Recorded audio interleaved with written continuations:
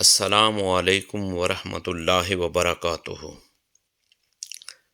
سوال یہ پوچھا گیا ہے کہ کیا بغیر وضو بستر پر لیٹے لیٹے چاروں کل مختلف قسم کی تسبیحات، مثلا تسبیحات فاطمہ، آیت الکرسی، درود شریف اور مختلف ذکر و اذکار کر کے سونا یہ کیسا ہے؟ دیکھیے، بھائی نے بہت اچھا سوال کیا ہے۔ اس کا جواب یہ ہے کہ سونے سے قبل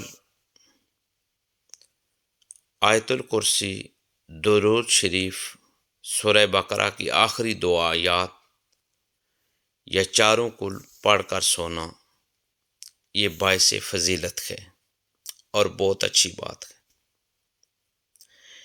اس سلسلے میں حضرت عمر رضی اللہ تعالی عنہ اور حضرت علی رضی اللہ تعالی عنہ کا قول ہے، جس کا مفہوم یہ بنتا ہے کہ وہ شخص بیوقوف ہے جو سونے سے پہلے سورہ بقرہ کی آخری دو آیات پڑھ کر سونا چھوڑ دیتا ہے۔ اس سے معلوم ہوا کہ سونے سے قبل سورہ بقرہ کی آخری دو آیات کی بھی تلاوت کرنی چاہیے۔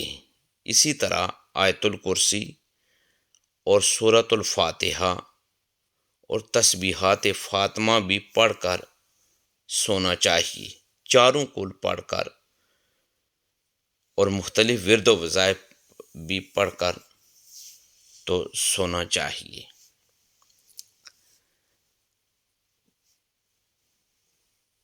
اس سے معلوم یہ ہوا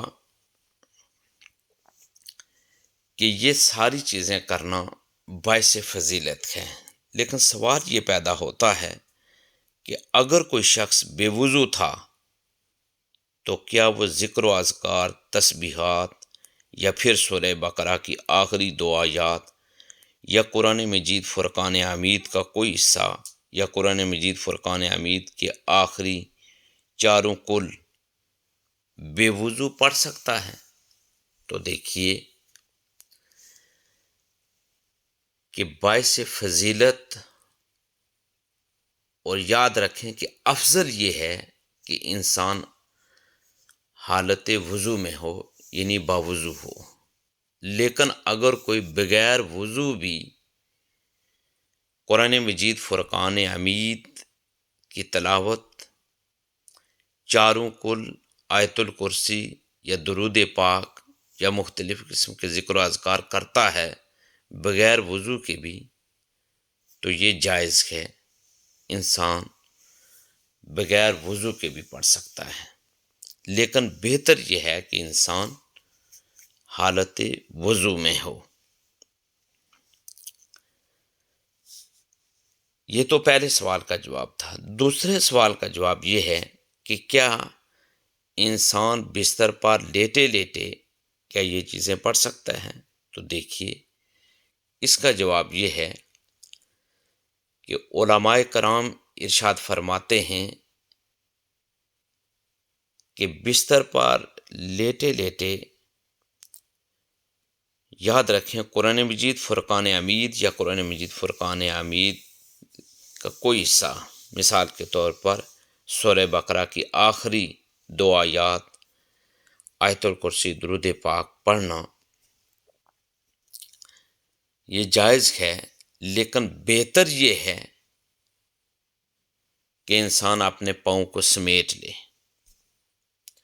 اپنے پاؤں کو سمیٹ کر یہ مختلف ذکر و اذکار اور درود پاک، آیت الکرسی، چاروں کل اور سورہ بقرہ کی آخری دو آیات وہ اپنے پاؤں کو سمیٹ کر پڑھے اور اس کے بعد سو جائے۔ حضور تاجدار کائنات صلی اللہ علیہ وآلہ وسلم کی سنت مبارکہ